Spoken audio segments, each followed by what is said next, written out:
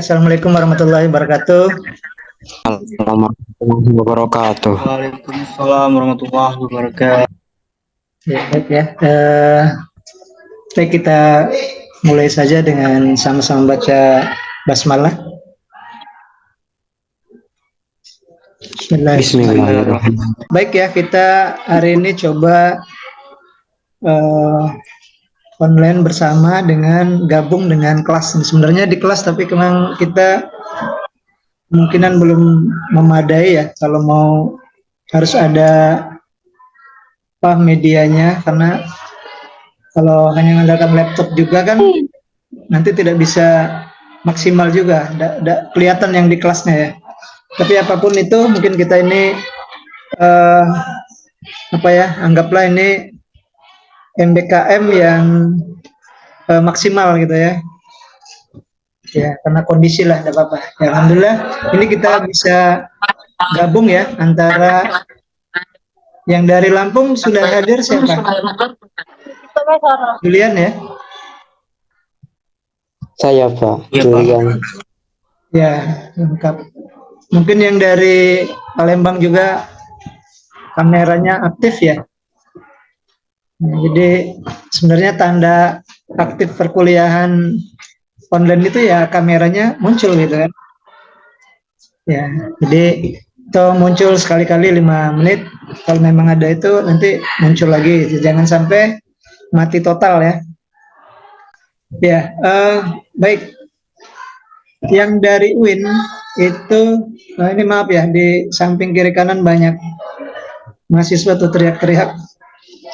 Jadi yang di UIN, insya Allah besok Bapak buatkan untuk UTS-nya ya. Tapi mungkin yang dari Lampung nanti kita komunikasikan lagi selanjutnya ya. Tidak apa-apa, masih ada kesempatan ini untuk nambah-nambah materinya ya. Nah, mungkin hari ini, kemarin kita sudah sempat, kalau dari Lampung ya baru mungkin pemahaman arsip secara umum ya, kemudian juga mungkin dunia arsip bagaimana kedepannya yang menggunakan aplikasi otomasi ya.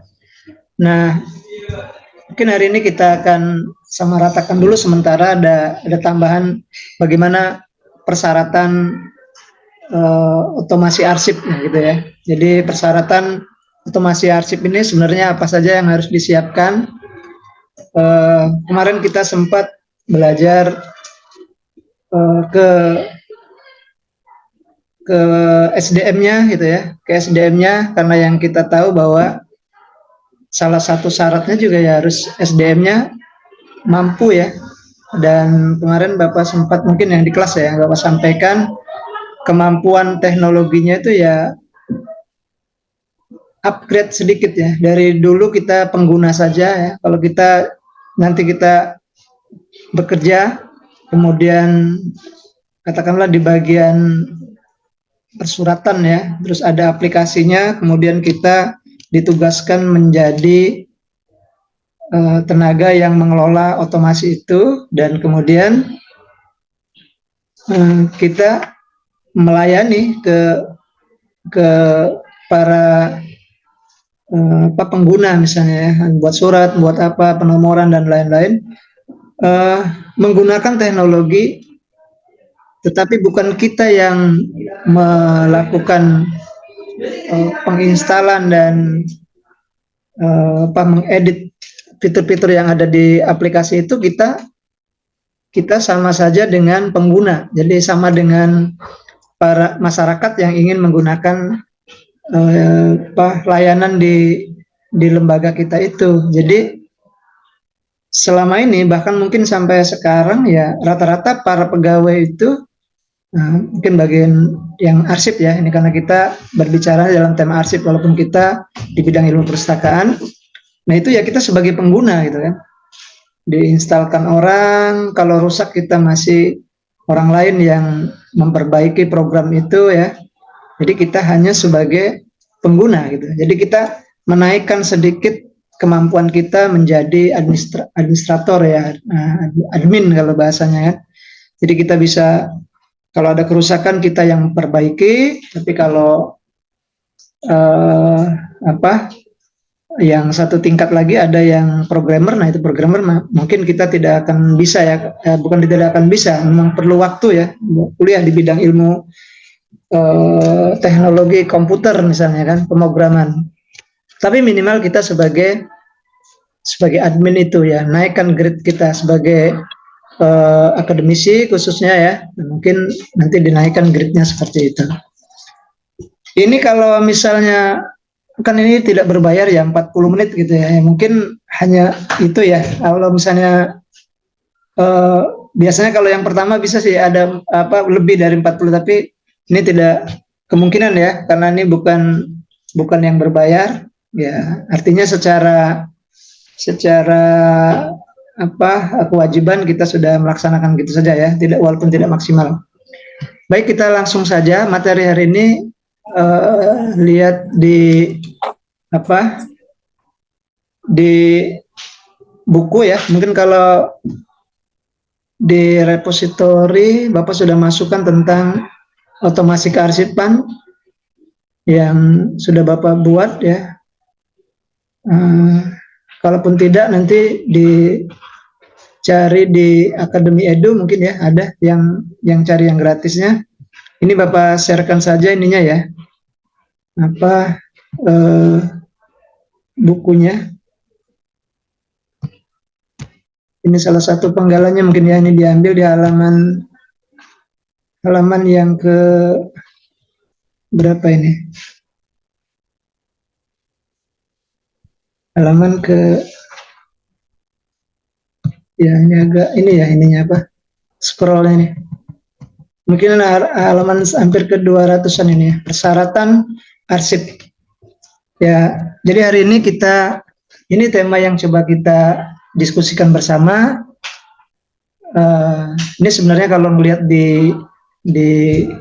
kalau sekarang kan kalau mau cari informasi mudah sekali ya, kalau kita lihat di ChatGPT atau di Google juga sudah bisa ketemu. Tapi ini kita lihat sekilas saja ya, ininya apa saja persyaratan-persyaratan ketika kita membangun sebuah sistem otomasi kearsipan. Nah, di sini sistem, ada beberapa ini ya. Adapun persyaratan yang diperhatikan dalam mengembangkan sistem otomasi arsip adalah persyaratan fungsionalnya, yaitu pengolahan dan perekaman proses perencanaan rekod yang mencakup registrasi, pemindahan, dan pemusnahan rekod. Jadi persyaratan fungsional ya, persyaratan dalam kalimat ini persyaratan fungsionalnya ya. Fungsional seperti kemarin misalnya kita dalam belajar mengenai SDM arsip itu memang ada dua. Kalau kita kerja di lembaga organisasi, ada yang administratif, ada yang fungsional. Nanti tugas-tugasnya juga berbeda. Nah, kebanyakan masyarakat menganggap siapapun yang kerja di lembaga terus tugasnya sebagai mengelola arsip namanya arsiparis. Sebenarnya secara formalnya itu belum ya, sebenarnya mungkin pengelola aja. Tapi kalau misalnya dia dibilang arsiparis, memang S1 bidang kearsipan, kemudian diterima sebagai pegawai negeri fungsional bidang arsip ya. Nanti ada arsip pratama, arsip muda, arsip madya, arsip utama. Nah, itulah yang benar-benar secara formal dia pegawai arsip. Tapi kalau dia hanya mengelola saja, ya kemungkinan pengelola arsip ya. Tapi masyarakat mengklaimnya, melihat siapapun yang kerja di bidang arsip ya namanya arsiparis. Itu kita terima, tapi sebagai akademisi kita bisa membedakan, oh Pak, dia sebagai pengelola, jadi bukan arsiparis. Nah itu ya, itu sama seperti kita pustakawan juga kan, pustakawan juga ada pengelola perpustakaan, ada administratifnya, ada pustakawannya.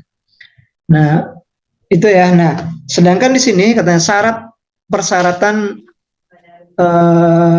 otomasi arsip, kita lihat dulu aktivitas-aktivitas yang secara fungsionalnya. Nah kalau dia ada fungsi-fungsi di persuratannya. Misalnya ada tadi disebutkan ada pembuatan surat, kemudian kemungkinan kalau yang di bagian fungsional arsipnya ada yang bagian pengembangan, atau dalam secara fungsinya arsip misalnya dibedakan menjadi dua, ada arsip dinamis, ada arsip statis. Nah, itu secara fungsional dua macam. Nanti kalau dalam masa aktivitas arsip itu bergerak, masih aktif, maka dibuatlah di aplikasi itu namanya di arsip dinamis gitu kan. Jadi kita kita kemarin sudah sebutkan bahwa arsip adalah rekod ya yang sudah disimpan secara permanen dengan alasan sejarah, pendidikan dan lain-lain gitu ya. Itu dianggap sebagai arsip statis nantinya. Nah, sebenarnya yang benar-benar arsip nanti arsip statis itu.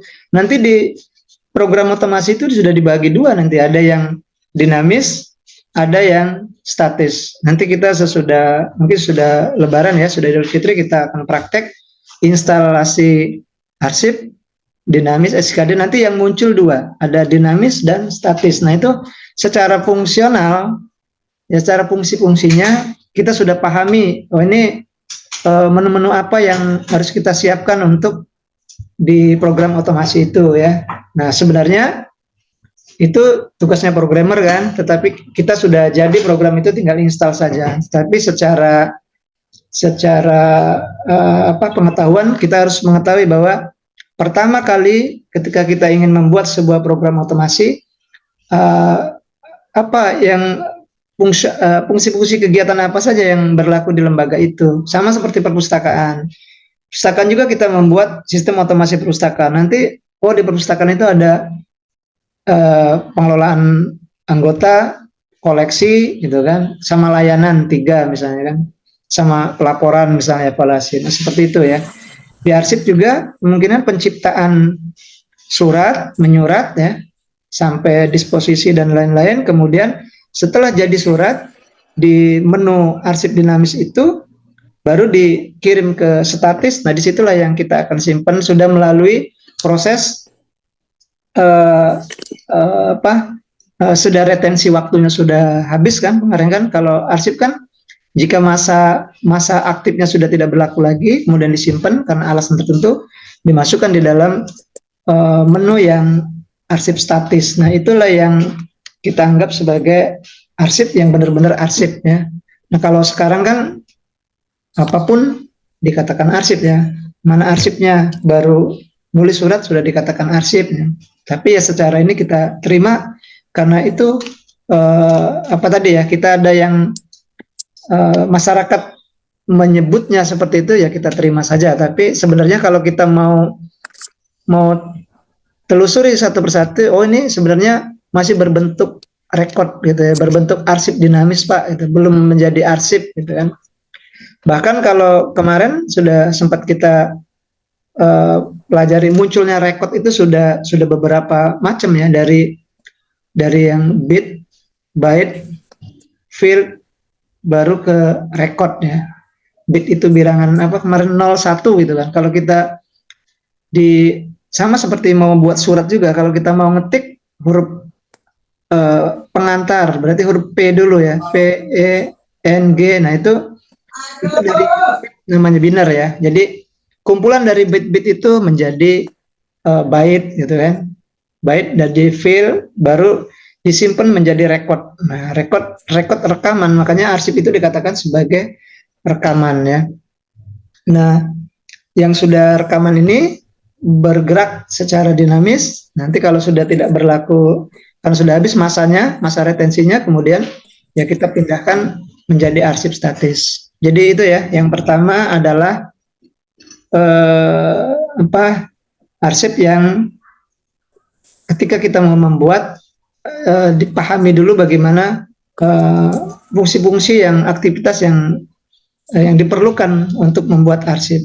Kalau di sini digambarkan dengan digambarkan dengan ini Bapak sharekan lagi. seperti registrasi di sini digambarkan ya, registrasi rekod, ya, registrasi pemindahan dan pemusnahan. Jadi ada 3 macam ya, membuat rekaman melalui arsip dinamis tadi, kemudian dipindahkan ke arsip statis. Sebenarnya sudah melalui apakah misalnya arsip tadi ya ada fungsinya atau tidak. Nah, baru kita yang tidak berfungsi kita musnahkan gitu. Jadi itu ya, yang pertama adalah persyaratan fungsional, fungsi-fungsi yang dalam pengelolaan atau pemrosesannya ya.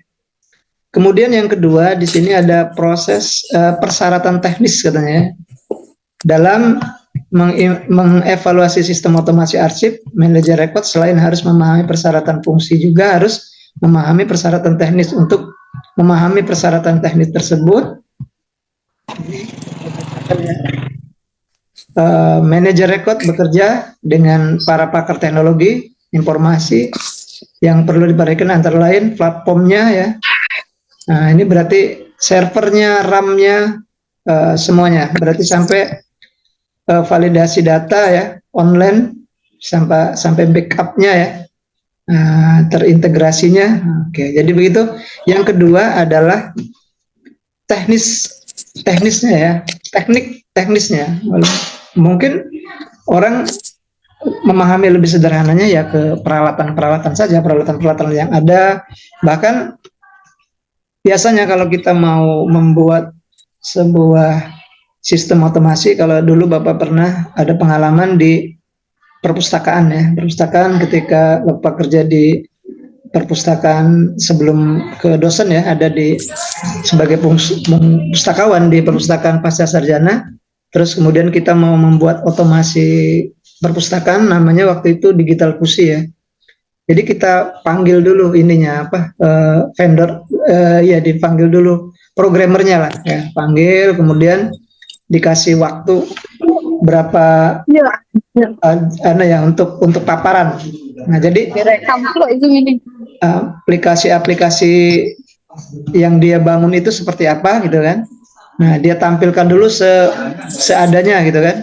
Baru kemudian setelah ditampilkan tinggal kita menilai apakah kalau sudah pas ya sudah kita ikut dengan aplikasi yang dia bangun itu. Tapi kalau misal kurang bisa kita tambahin gitu ya. Kita minta menu fiturnya ditambah. Nah, itu platformnya ya, mungkin draft-draftnya memang diserahkan ke kita juga. Jadi waktu itu juga Bapak seperti itu. Oh, ini ada kalau misalnya pengunjungnya kurang, misal setting untuk pengunjung barcode-nya seperti apa misalnya gitu kan, di kartunya seperti apa, maunya seperti apa yang kita inginkan. Nah, itu kita sampaikan ke programmernya, terus kemudian komputernya apa yang diperlukan gitu, spek-speknya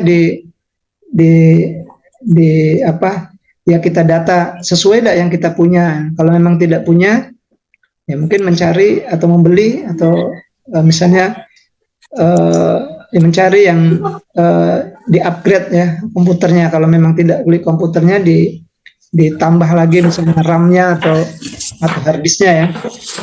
Nah, itu sudah pengetahuan teknisnya ya, syarat teknis. Jadi kalau itu sudah sepakati bersama, nah tinggal kita lanjut ke berikutnya, misalnya apa yang harus dipersiapkan agar program otomasi itu jadi. Nah, itu ya. Jadi yang kedua seperti itu, dari awal kita sudah meminta apa yang kita inginkan. Itu kalau kita meminta programmer. Sekali lagi Bapak sampaikan, kondisi sekarang kalau bisa itu kan ya, kita sudah tidak lagi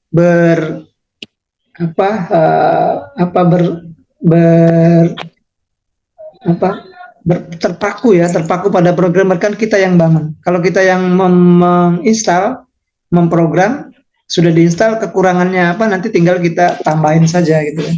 Jadi sekarang seperti itu, pegawai itu begitu bekerja tinggal mana komputernya kita sendiri yang menginstal. Nah, itu yang kita inginkan sebenarnya ya di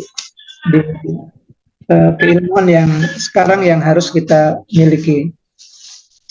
Sebenarnya kalau mau lebih luas lagi, apalagi nih misalnya bidang arsip ya.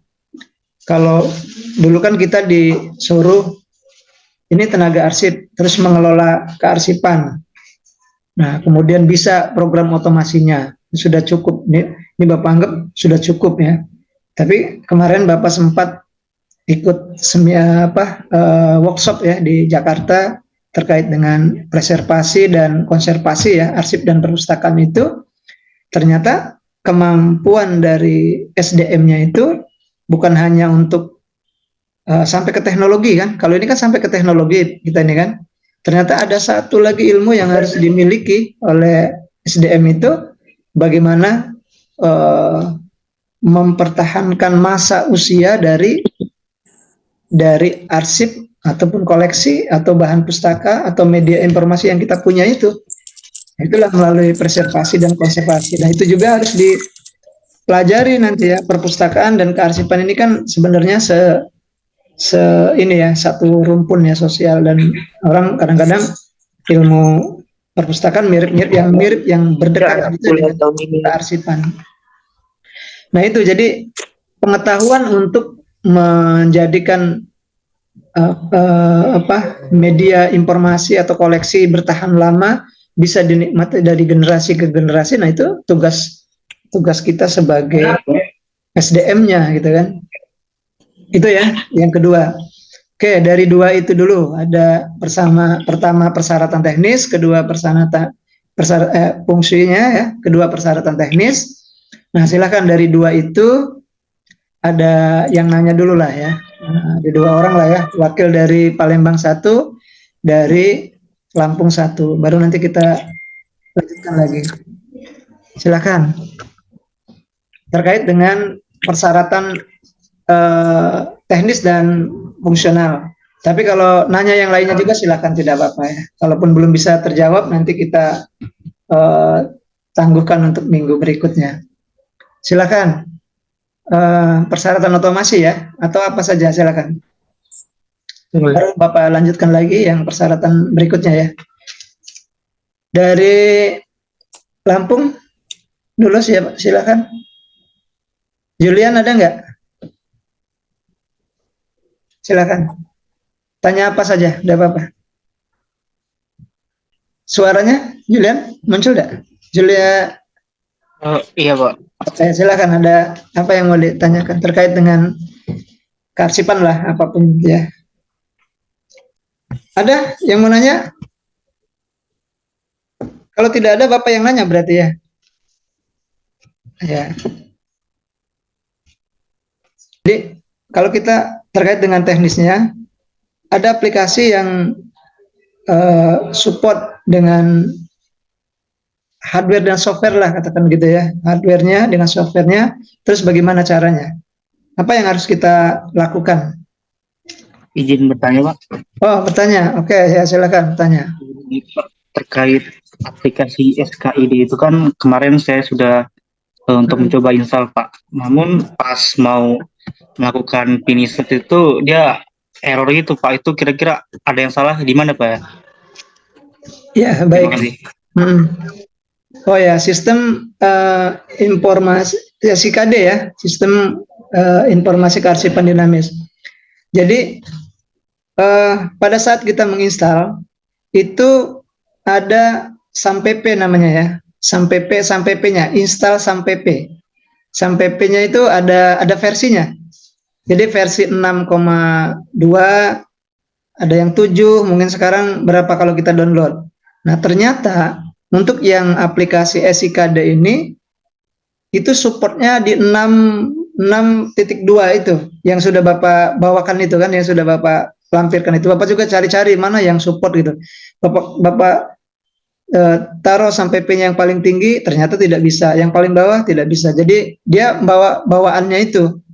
Jadi sebenarnya ketika kita install sampai P-nya, Kemarin waktu di-download ada dua kan? Ada sampai P sama arsipnya ya?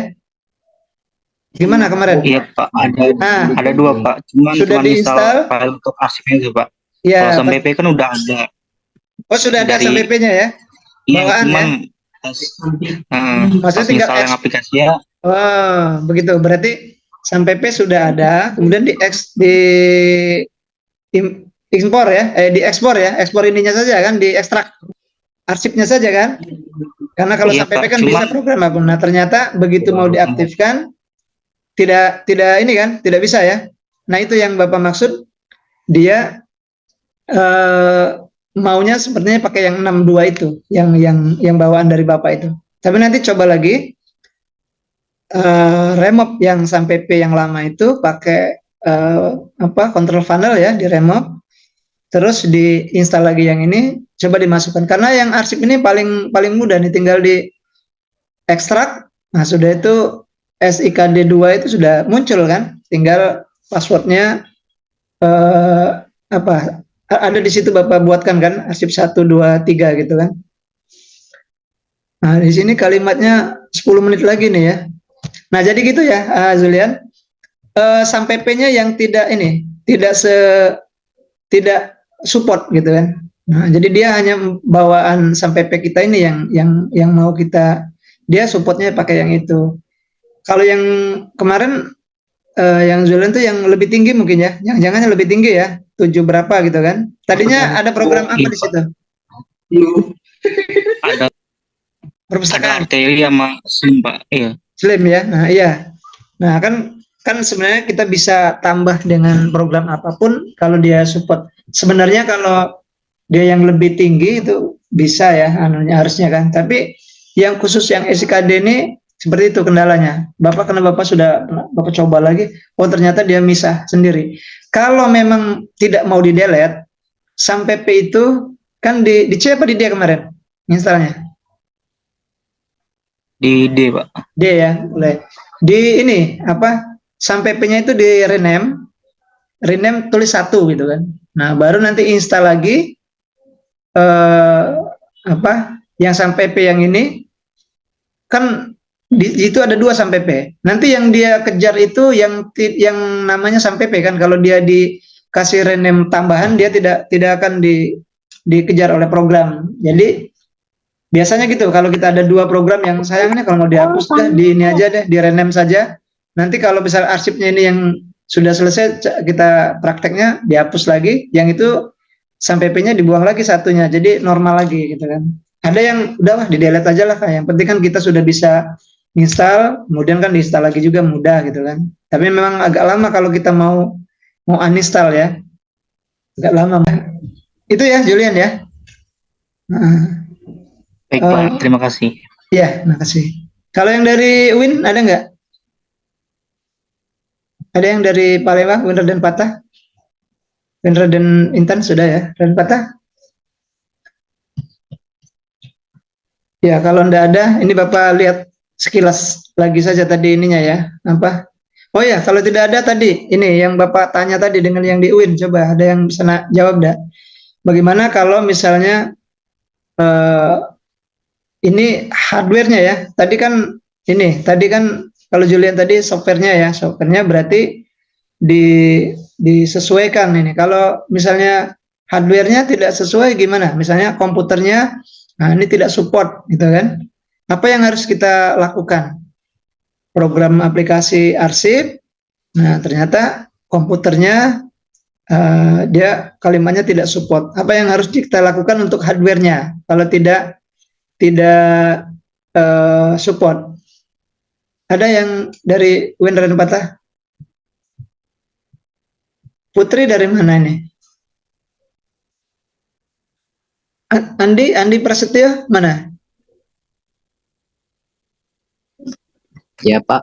Andi, gimana kalau misalnya komputernya tidak support? Nah, jadi hardware-nya kan kalau tadi ada apa yang harus kita lakukan? Nah, Performanya yang lebih ini terbaru. ya di upgrade ya. Ya. Di Ya sama juga. Artinya kalau tadi kan kita kita cari yang support, yang ini juga ya sebenarnya di hardware juga sama. Berarti kan nanti kita cari juga hardware-nya yang sesuai kan. Ada komputer kan bisa juga misalnya RAM-nya ditambah, misalnya hard disk-nya kalau memang kurang ya. Atau kalau speknya ya alternatif lain ya. Kalau alternatifnya misalnya ditukar yang baru Pak, itu alternatif terakhir ya. Berarti di upgrade ininya saja. Berarti kan ada kalau di counter komputer bisa saja ini misalnya RAM-nya kurang atau spek ininya kan biasanya gitu aja yang kalau karena program terlalu besar gitu kan lambat misalnya kan itu yang ini ya. Atau misalnya diganti apa ya kalau dia hard disk sekarang tuh ada yang apa model baru ini kan apa kecepatannya lebih ini ya. Kalau biasanya gitu kan komputer kan ada dual core to duo gitu kan. Jadi ada kalau komputer kita bekerja itu satu jendela. Dual core ada yang memaknai core to duo itu dua kegiatan, dua aktivitas bekerja secara bersamaan gitu. Kalau kita orang-orang apa orang-orang yang ya, di bagian apa ya teknis atau di bagian misalnya di studio foto, studio untuk alih media itu kan. Jadi dia menu sebelah sini mengerjakan misalnya import, sebelah sininya misalnya mendesain. Jadi dua kegiatan secara bersamaan. Nah itu dilakukan dengan komputer yang speknya tinggi kan. Nah kalau komputer kita ya satu waktu zoom ini ya zoom saja gitu kan. Bisa sih dipakai dengan yang lain tapi tidak tidak tidak tidak kuat mungkin kan. Nah itu ada yang dua aktivitas dikerjakan dalam satu kegiatan. Nah itu yang biasanya canggih seperti itu ya komputernya. Nah, itu supportnya. Tapi biasanya kalau aplikasi itu sudah dibuat ini ya apa misalnya oh ini apa Windows atau misalnya sing sudah Windows berapa ke berapa itu sudah bisa support gitu kan. Nah, ada juga misalnya ternyata yang bukan menyebabkan bukan support itu bukan alatnya misalnya. Alatnya biasa saja misalnya, tapi apa ada program aplikasi di dalamnya itu. Sama seperti misalnya ini Bapak kemarin untuk PowerPoint misalnya. PowerPoint itu kan dia kalau Bapak Windows 2010 gitu. Ternyata sekarang sudah Windows 2023 gitu kan. Nah, itu laptopnya masih tetap seperti inilah. Nah, tapi ini saja Microsoft Office-nya saja yang dirubah ya. Jadi upgrade yang itu dibuang terus diinstal yang Windows 2000 bukan Windows ya, ini malah masih Microsoft Office-nya malah. Nah, Microsoft Office-nya diinstal yang 2023. Nah, ternyata antara sama aja komputernya gitu kan. Komputernya akhirnya bisa, yang punya Bapak juga bisa untuk merekam, yang komputer yang bagus juga bisa untuk merekam. Jadi kadang-kadang seperti itu, kita Windows-nya ya, Windows berapa, kalau kita ini ada Windows 9, Windows 10, nah itu kadang-kadang alatnya masih biasa tapi aplikasinya yang bagus. Nah inilah yang dilakukan oleh orang barat itu sistemnya yang kita beli kan. Nah orang-orang Indonesia kadang-kadang kalau ditanya sistem apa untuk apa? Karena sistem itu kan tidak ada, barangnya tidak ada, diinstal saja, sudah diinstal, sudah, tidak ngasih sama kita itu kan, begitu. Bapak kemarin ya diinstal aja yang itu, orangnya tidak ngasih apa-apa ke kita. Nah gitu ya, jadi itulah orang-orang Indonesia. Kalau orang-orang Barat tuh hidupnya semuanya dengan tersistem, ada kamera, nanti polisi tidak lagi di jalan. Kalau misalnya untuk di jalan-jalan kan kamera saja yang bekerja gitu kan. Nah kadang-kadang orang kita kalau kita mau beli ada proyek berapa nih komputernya 10 juta Pak, mana lihat bagus Pak touchscreen bagus katanya. Nah, kalau orang barat, begitu dia beli komputer yang harga 10 juta, dia sudah bilang, ini Pak, 10 juta, 5 juta untuk beli komputernya, 5 juta untuk beli aplikasinya. Nah, jadi 5 juta, 5 juta, yang 5 jutanya beli sistemnya tidak ada barangnya, tapi begitu kita instalkan, komputernya canggih gitu kan. Kalau kita